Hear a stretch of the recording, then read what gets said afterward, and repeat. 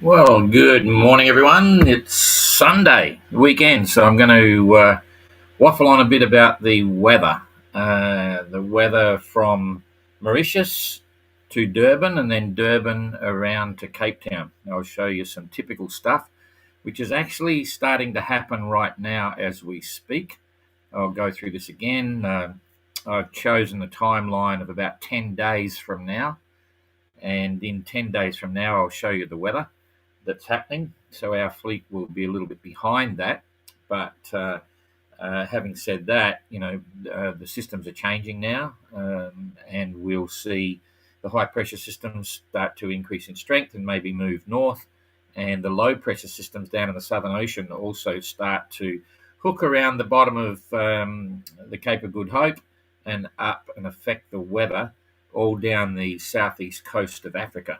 So we'll give you a full rundown on that and show you some real world examples of what's happening and what the fleet is likely to expect. Is what we've been talking about for the last 2 or 3 months, just saying that it's a bit of a game changer.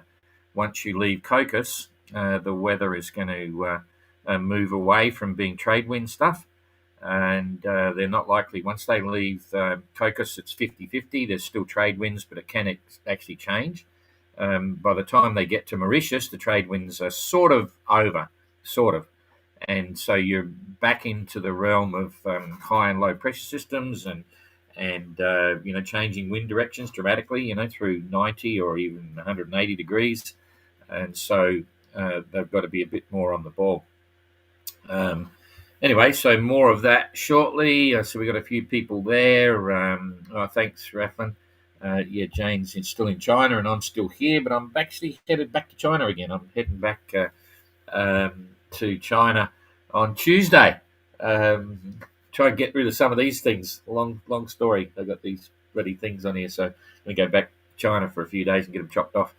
But don't worry, we'll be back on track, and I should be able to. I'll only be off the air for a day or so when I'm travelling, so it'll be Tuesday night, Wednesday. So Wednesday, we might miss a tracker on Wednesday, but then I'll be back on again and go from there. Okay, so I'm going to go straight to the tracker. And then also we've got our usual deal of getting reports here, which is really cool. So that's good. And we'll tell you what's going on there. So you're on the tracker there now, and I'm on the tracker here. So I'll just tidy it up a little bit.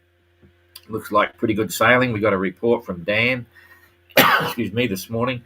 Pretty much settling in now. The sea's died off a little bit. The wind's dying down just a little bit, but still offering plenty of speed, which is kind of a good thing. Adam's underway, so you can see he's off the island now, and we'll see people starting to head out in sequence. Just a reminder that the first four stayed for 12 days. All the rest are only staying for 10. So when we're seeing a gap between Adam and everyone else following behind him to Pila of only 138 miles, you've got to allow effectively 2 days in there. So if he's doing 5 knots, it's a 120-mile day. 2 of those, so 240. So instead of being 140 miles behind, he's actually, 420 miles behind. Is that right? 240 plus 340, no, 380. So 380 miles behind Pila, because everyone else stayed an extra, the 4 lead boats stayed an extra 2 days. And the idea of that is to keep the fleet a little bit grouped together. And hopefully that might be the last time we do that. And then when they get to Durban, we'll look at, we want to try and keep the fleet a little bit bunched up from Durban to go around the corner. And I'll talk a little bit about that today when I'm doing the weather, going around from Durban to Cape Town, and some of the things that are organised there with the Ocean Cruising Club and also the NSI there, the rescue coordination people, and so on. Okay, so we get rid of that, and Adam is currently doing 5.3 knots, probably enjoying the ride. Maybe the sea's a little bit down for him to start with, and he's not been out for 24 hours, so it doesn't matter. Pila's been out for 24 hours now, 136-mile day, which is pretty impressive, and doing 5.6 knot average, all very good. Kerry's got 6 knots, 131-mile day. And Dan doing 5.6 knots, 132-mile day. So he pulled a mile out of Kerry. And Renault up there doing 6 knots, 136 miles a day. That's amazing, eh? 136. Dan, 132. Kerry, 131. And Pila, 136. So, yeah, all pretty much the same.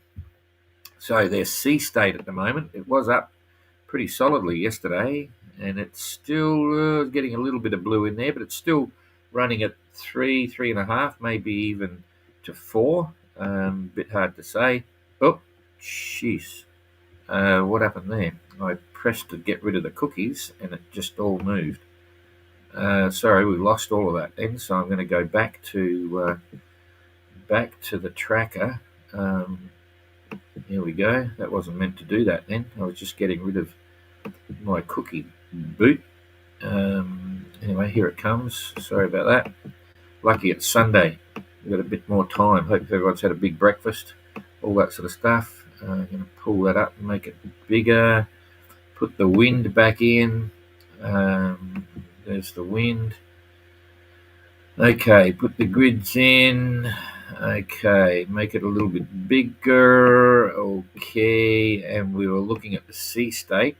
So hopefully that will be the last time it does that.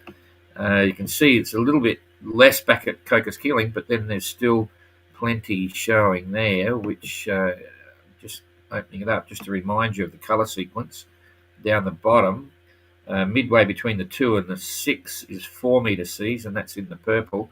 So, it's got the potential to be up to 4, and that's being driven by the systems down south. If we extend this back, you can see here's the whole deal. It's actually a pretty big high pressure system, I believe. I'll have a look at that in a minute, but that's what's actually pushing this sea state up. Down here, it's pretty big. That's 7-8 meters down here, maybe even more. But that's quite a long way away. Okay, so back here, make it bigger again, move it around, and we'll have a look at the weather going forward for a couple of days. I'll leave it on wind, get it back here, and see if we've got this moving. Yes, it is. It goes every 3 hours. So we're on 21 there, pretty much holding the same. There's a little bit less wind down south. Kerry's going to get less wind than the others. Not a huge difference, but it is different, if that makes sense. So generally, though, a pretty consistent southeasterly, which is trades born at the top of the high pressure systems. That's where it's coming from for the next few days. So the guys taking off from the island will have the same. And yep, there's a bit of puff coming for the leaders again in about 3 days. So that's okay. Currents are generally favourable, but nothing super dramatic. There's the currents. Oh, well, it's dropped out. Yep, so as they go down through the middle here, there's not a lot of stuff. That's 3 days away. Here it is for now. Yeah, it's just helping them along with a few miles, 5 or 6, 7, 8 miles a day. Maybe. Adam's got a little bit more down the back there. So that's that one. Clouds, it was looking like, I was going to say the reports we're seeing back, they got a bit of cloud there, but all down the rest of the place, it's pretty open. So a bit of rain up the top there. And is that going to move? There's a couple of days later, you're getting less. So they're going to get a bit more sun. So that's, it's average stuff there. So a bit of cloud, bit of sun.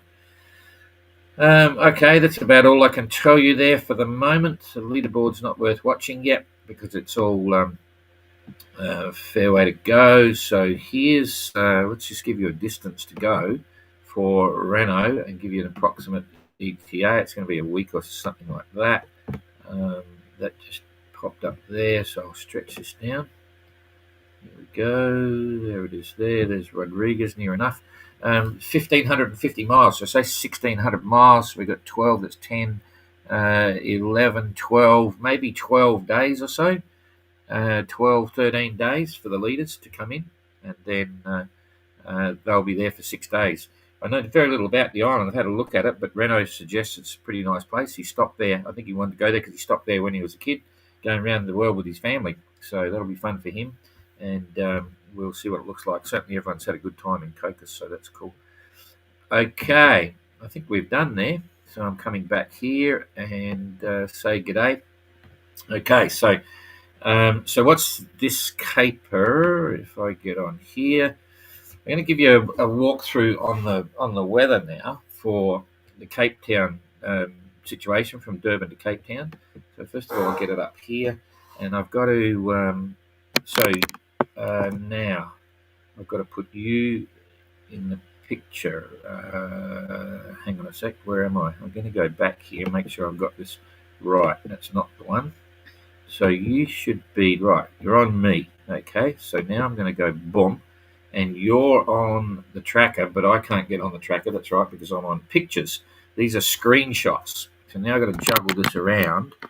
Hope you can see that. So this is, and in fact, I'm going to go back to the others. It's very hard for me to see because it's a small one here. So that's, if you look on the bottom scale here, that's the dates. So I've pushed this out. That's on the 1st of October. Okay. So on the 1st of October, it's in about, what's that, 10 days from now. Okay. And this is the wind showing 1st of October. And you'll see, I think you can see Port Louis. I hope your screen is bigger than mine. You've got Port Louis. In fact, what I'm going to do is, just up here, underneath that 34 knots, okay? These images are not coming from the tracker. They're coming from Windy. That's a site that anyone can get onto. Just go windy.com, and you can play around with the weather and bits and pieces. But it's a similar scenario. The colours define the strength of the wind, right? And you can see here, this is a large high-pressure system sitting in the, not quite the middle of the Indian Ocean. It's in the southwestern corner of the Indian Ocean. You can see Mauritius is up here. Where it says Port Louis, that's Mauritius, okay? There's Madagascar over here, and you can see Durban just on the bottom tip of, or the southeastern tip of South Africa, and this is going around Port Louis, and Cape Town is just out of the screen on this shot. So that's the location. Now, the course the boats are going to take as they're approaching Port Louis, they come in here from Port Louis and they'll stop for 10 days, 9 or 10 days. I think it's set for 9 days in the sailing instructions. And then they'll leave there and they're going to come down along the bottom here and they'll head for Durban. All right. So in 10 days' time, if they were leaving, and you can see this little arrow on Windy, you can move it around. This is wind gusts, right? So it's projecting wind gusts of up to 34 knots just out from Port Louis when they leave. And it's coming from a south-southeasterly direction, right? And wind gusts, that means it's going to be blowing about say 25, 28 knots, gusting to 34, right? And you can see normally if it's blown like that, okay, it's on the top of a high, which is going around in a counterclockwise direction. So they've got, I'm hoping you can see my cursor here.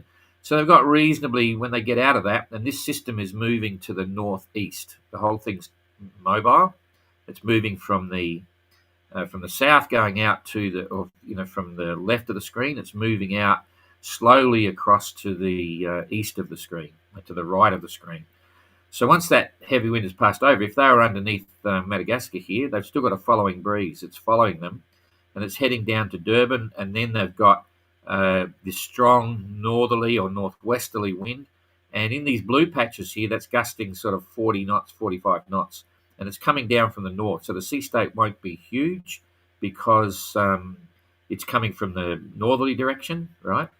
But what you need to look at here, if you can imagine this, the bottom of the screen, which is the very southwestern corner, the bottom left of the screen, the wind here is coming from absolutely the opposite direction. It's coming from the southwest and blowing out towards the northeast. So here in the bottom of the screen, you've got the wind coming from the bottom, coming up from the southwest, so it's a very strong southwesterly wind. And right in the middle, just south of Durban, the wind is coming down from the north. And then they both collide, and you can see the wind coming around here and heading down in a southeasterly direction, right? So it's heading in a southeasterly direction, but it's a northwesterly wind. I hope that's making sense. So just in review, this is in the very bottom left-hand corner of the screen. That's the influence of the wind from a low-pressure system, and it's blowing up, so it's a southwesterly. it's going to collide with this northerly or northeasterly wind, and they collide right in the middle, just below Durban, right? You can imagine what the sea state's going to be there, and then it bounces off when they combine. The strength of this high is predominantly forcing it down in so it's become a northwesterly wind, and it'll have the rain and the clouds and all that sort of stuff. So this is a classic example of what's happening on the southeast coast of Africa, and this is where the boats have got to transit around. Okay, so just reviewing, imagine if they're sailing up in Port Louis, they come out and they've got this really strong southeasterly wind they've got to deal with. If they were down here further, they're riding the top of this high pressure system going around in a clockwise direction that is moving slowly. The whole system's moving slowly to the east and passing over. Okay, if they're close to Durban, they've got a northerly, but they've got to watch for this southwesterly coming up from the bottom here, and they collide in the middle. All right. So, and remember, this is happening now. This is 10 days' time. This is the long-range forecast for about 10 days. So, in about, we said about, what do we say? The ETA was in about 10, 14 days. So this will be going through and may have an impact later on the fleet. So that's that one. Now, if I click to the next one, this is the same. This is Tuesday the 23rd. So it's come back. I'm just showing you the usual currents, right? These are the currents. So Port Louis is just under that flag up there, or just below down the flag staff. Hope you can see that. And you can see where the current areas are. Generally, they're reasonably favourable here. There's a bit of a head current going through. The entrance should be able to see that as they're coming down. And then this big long snake here at the bottom left hand of the screen is the Agulhas current, and that's going going down in a southwesterly direction. So it's going from the top of the screen, just above Durban, and runs down like a river down towards the bottom of the screen. And it's literally running like a river, and it runs at 2 to 3 knots. Okay, so if you're in a northerly wind in that going down once you leave Durban, that's actually quite okay because the wind is with the tide. With the current going down, and the sea, you can even flatten the sea off a little bit, right? But as soon as you get these southwesterlies coming up, which run off the low pressure systems down south, you've got potentially 30 knots of wind going straight into a system that is got a current going at 3 knots or something. The seas become horrific, not only in size but in shape. They're short and steep, and they sink ships. The ships rack and so on up and down, and they can break in half and just sink, when they get 10 metres and so on in big gales. So this is an area you don't want to be in, but this is exactly where the boats are going to want to go. They're sailing down and around the coast. There's a few places where they can stop, but not many. And I'll explain the challenges in that later on. But you just got to imagine there's this constant Agulhas current river going down the southeast coast of Africa, and it's right in against the coast between Durban and until you get to Port Elizabeth. After that, when they turn the corner a bit, there's a bit of a gap there. Okay, so that's the general current picture. It starts to get a bit confusing. There's eddies here, these things that are going around in circles. So and you've got this little bit above it on the track that they'll be taking. So currents will become an issue for them, and hopefully they'll be in a favourable current going the same direction as the wind when they're passing some of this stuff, but they've got to pay attention to it. Okay, so that's on the, how do you read that? That's, the 23rd, I think. Okay, so this one's a little bit easier to see. So this is at a slightly different time. This is a few days before. So this is on the 29th of March. You can see that down the bottom. This is the high pressure system. I should have probably shown you this one first. This is the high pressure system here going around this is a high pressure system going around in a clockwise direction, if you're looking at my cursor, right? And this is moving out to the east, as I was saying, and then it'll finally get over here. It's increasing in strength, and it's the same as the picture I just showed you a minute ago. It'll come over here and open up. So Port Louis at the moment, in the top right-hand corner of the screen, has got a reasonable wind direction, but it's a little bit on the nose. You can see this is coming up and hooking around a little bit, bouncing in the front of it there. So there's a few other things there, although that's actually, sorry, I'm not watching the thing here. This is actually coming from the north. This one's running around this way, and this one's running around clockwise. So this one's clockwise. The other one, I think, is coming down from the top. So that's a northwesterly preceding this southerly front, right? So the wind direction leaving Port Louis at that stage is quite favourable. And the wind strength here above Port Louis is quite light at the start. A bit further along, it'd be 15 to 20 knots. A bit further along, and then all of a sudden it's going to go bang. Now, this, once again, this is the wind, not the gusts, right? So there's a difference here. This is the wind strength, the wind forecast. And this is a southerly. So the boats coming through here, when they get hit with this, the wind's going to turn from a northerly, it's going to be an easterly, they'll be roaring into it, and then all of a sudden, bang, it goes from an easterly wind, it's going to go to a southerly wind, and forecast is 38 knots, which means it'll be gusting 40, 45, right? And you can imagine what the sea's going to be like there. And this is a weather system, it's not trade winds, and it's going to hold for a while as it goes over them. So for a couple of days, they're going to have winds from 40 to, I would say 38. I always put a bit on because it's always going to be a bit more. But let's say 35 to 40 knot winds, gusting 45, maybe even higher. Okay, and that's going to hold for 2 or 3 days. And the seas will have been building up here, probably 5 meters, maybe 6 meters, maybe more. And this is right in the track. We're going to sail right around here and be heading towards Durban over there. So this is real weather. This is what they've got to be ready for and what they've got to expect. And if they had been leaving, this is before they get there because the forecast doesn't go far enough forward. But this is only a couple of weeks before they leave. So they can expect something similar when they go. If they're, it's a very real possibility.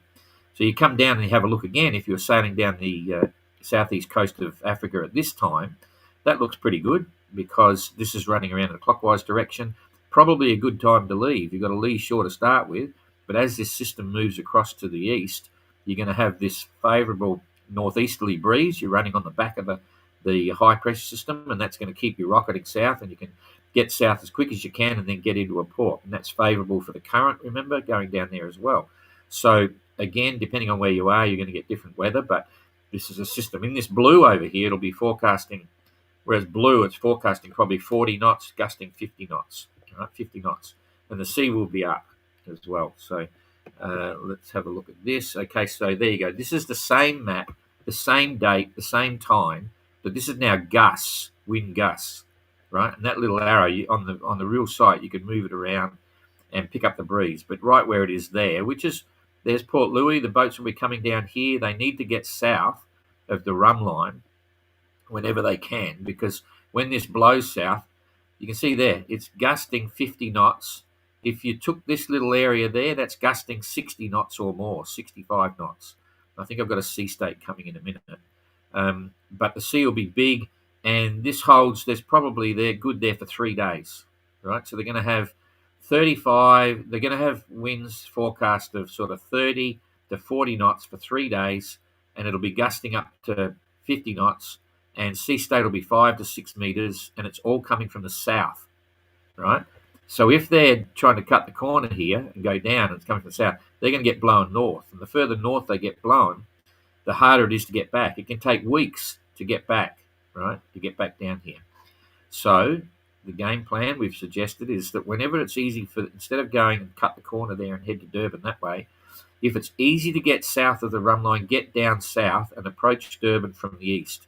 Even from out here, you should be approaching from the east. That way, at least if you get these southerlies, and remember this is coming off the back of a high, it's not actually coming from a low, right, which would be even worse. It would be more of a westerly in it, and more of a headwind. Even these highs come through, and this is what usually will come through. It's a southerly wind. It's really heavy. The sea state, you don't want to be running along beam on to a 5.5 meter breaking sea, right? You're better off having a little bit of a slant the other way. So, and I think the next one. So here's the sea state. So again, Port Louis, the top right of the screen. You come down here, right here, it's 5.5 meter sea. Now this is forecast 5.5 meter sea. That means anything forecast, it can go to 25% more. So it's forecast 5.5 meters. It's probably going to be occasionally 7 meters and more. And look at the distance that it covers all the way across here. So to summarise that, and this is actually happening in 10 days on the 29th, so that's 8 days from now, and you're looking at, real world, 40 to 50 knots, sustained for a long time, with forecast 5.5 to 7.5 knot, 5.5 to 7 meter seas, all coming from the south, right, at 10-second intervals. I think there's a 10 in there. So every 10 seconds, you're getting another 6 to 7 meter sea coming through, 5 to 7 meter sea coming through. You don't want to take them on the beam; they'll roll you over, right? So all you can do is either run with it to go away, or crack off and take it as best you can. Okay, and so and this is what we've been talking about for a long time. Okay, so I go to the next one. This is showing it moving. So this is the next day. So this is on the 30th. So the next day, you can see the whole system's moved back across, and it's still got 6 meter seas from the south on 11-second sequence. So it's opening up as it's heading north, but it's right in the track of Port Louis. There's no way to avoid it. So in 11 days' time, there's going to be 6 meter forecast, which is 7.5 meter seas right here. Okay, so this is just giving you some real world examples of what the boats are likely to expect, and why it gets so serious, and why we are being really pedantic on a few safety issues with the boat, as well as making certain they're contacting managers every day, that everything on the boat is kosher, everything's working. We'll be doing the same when they get to Port Louis. We'll be very, we'll be talking to some that have got bad radios and this, that, and the other, and if they're not working, they won't be able to leave Port Louis. The boats have got to be perfect by the time they leave Port Louis. Okay, so and you can see here down the coast, the weather, the sea state is quite big as well. Okay, so this is on the 30th. This is showing the nature of the high pressure system. It's going around in a clockwise direction. The next thing I want to show you is now. So this is on the 30th. Port Louis up there. When they leave Port Louis, as this system's got closer, you got 31 knots forecast, right? And it's from the south, and they want to go southeast. So that's 31 knots, hard on the breeze for the 580. If I was in Port Louis and this was coming across, I wouldn't even leave. I would delay my departure, okay? Because you don't want to step out into, this is 31 knot forecast when it's probably gusting, 38 knots, right? So again, and this is driven by a real world situation on the 30th in 9 days' time, with a very strong high pressure system coming across. But more importantly, this is what I want to show you now on the coast of Africa, exactly what happens. So here's the clockwise rotating high, and the bit in the bottom left corner of your screen is showing the top end of a low pressure system. So the wind coming around the Cape of Good Hope there is a westerly breeze. It's a strong westerly, okay, just coming from the west. It collides with this northeasterly, and then it goes down to the south. But you'll see here there's a little hole in between which has got no wind.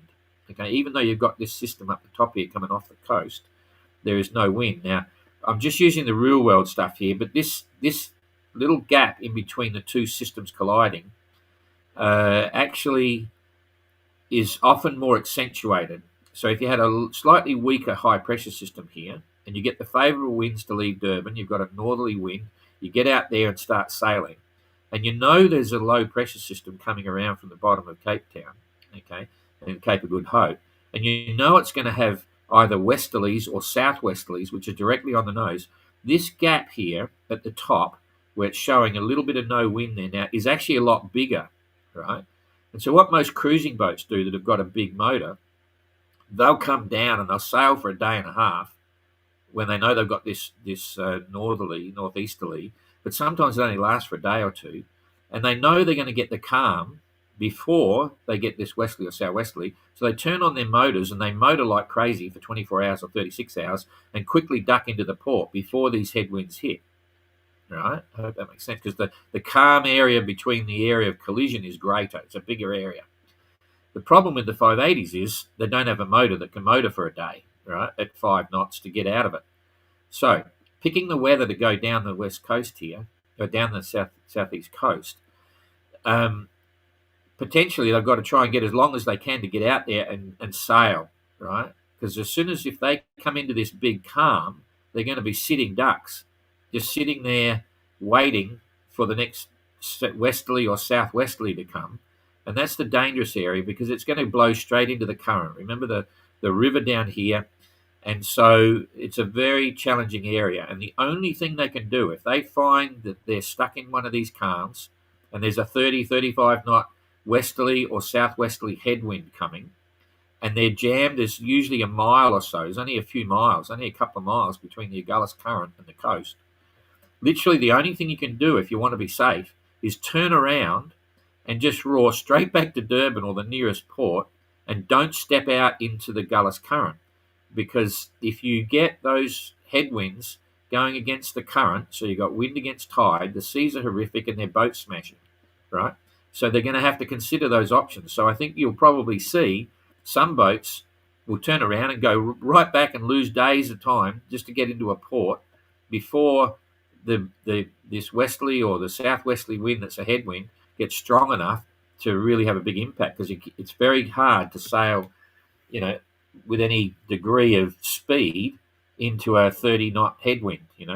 On Trekker, I found that you're okay up to about 25 knots. You can reef down, little head sail, and you can actually make 3-4 knots depending on the sea state, going to windward quite comfortably. But once you get up to 30 knots, it's a whole different ballgame. You just don't have the displacement to push through the waves. You get pushed around too much, so it's very hard to sail to windward in 30 knots of wind, 30 knots of apparent wind. So this is the challenging area, this whole situation between the two weather systems when they come in, and they come through every 5 or 6 days.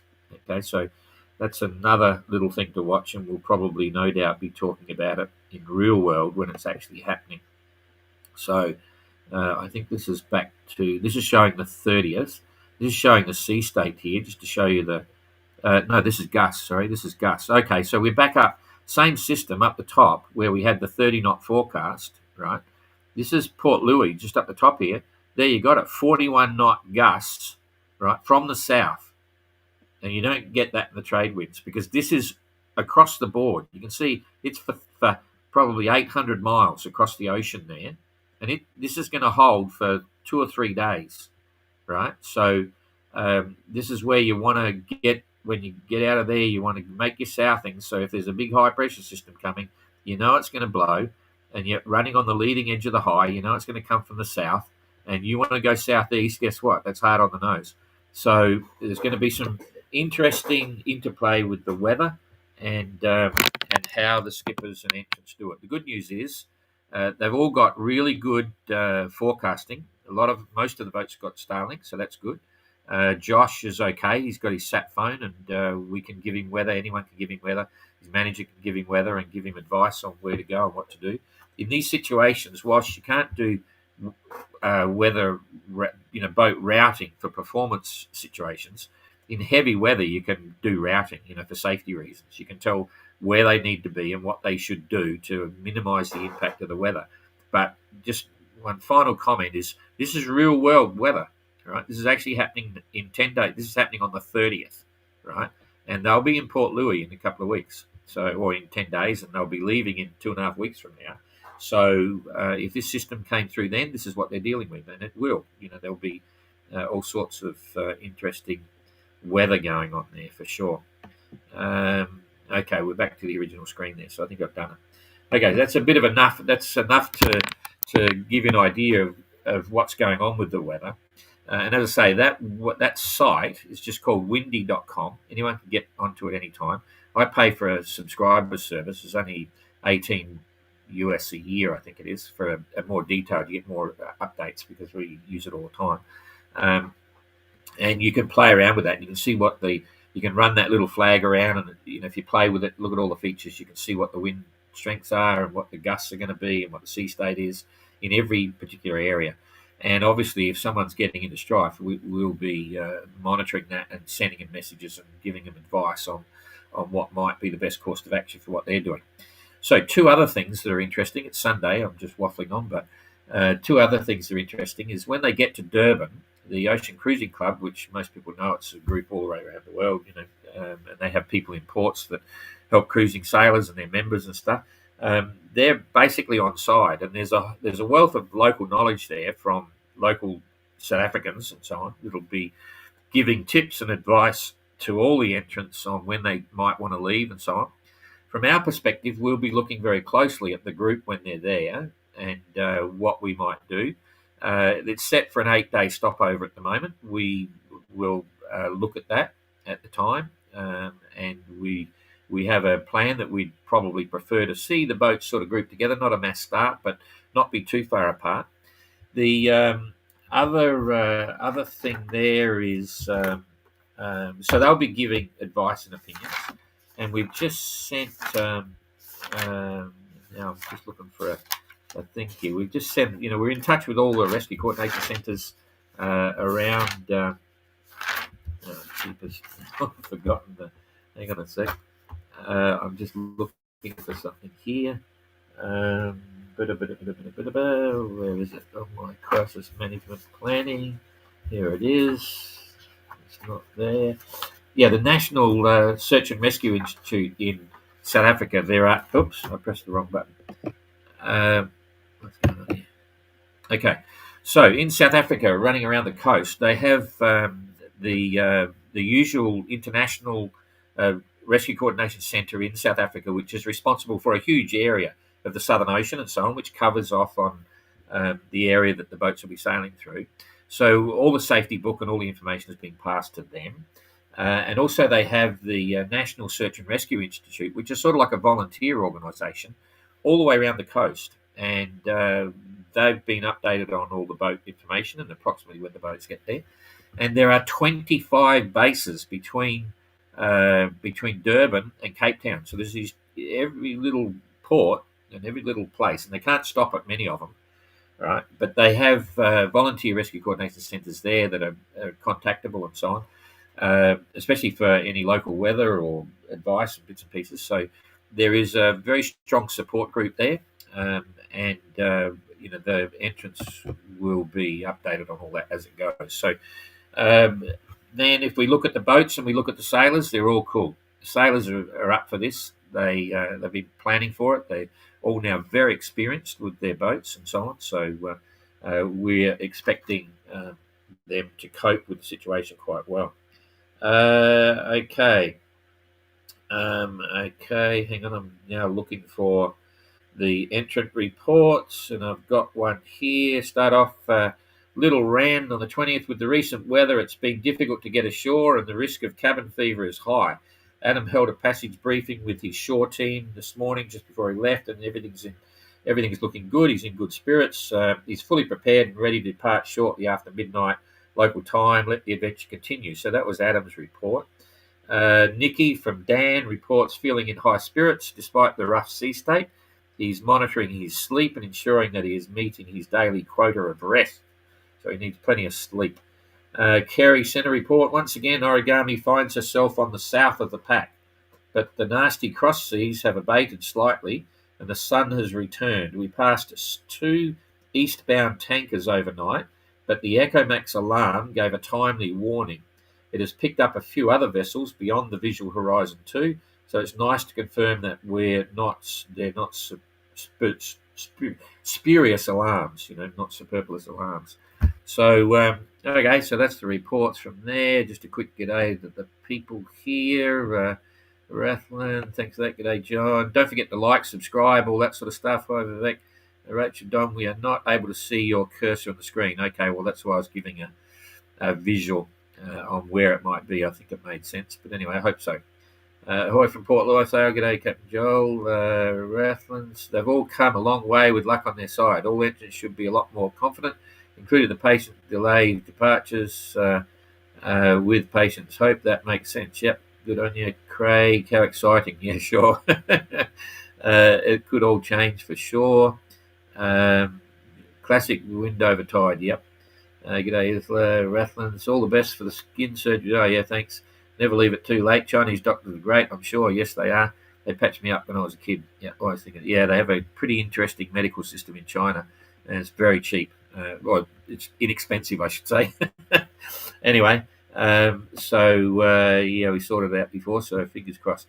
Rachel, they are able to pull into any port around in South Africa. Yes, they are. They can stop wherever they want. We give them.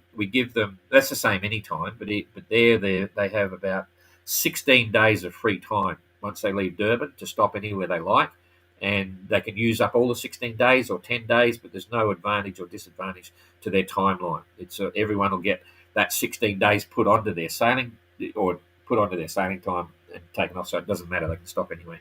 So there's no pressure to keep going. Okay, that's it. It's a long one, but it's Sunday, so have a good day, and we'll see you tomorrow. So if all goes well, touch wood.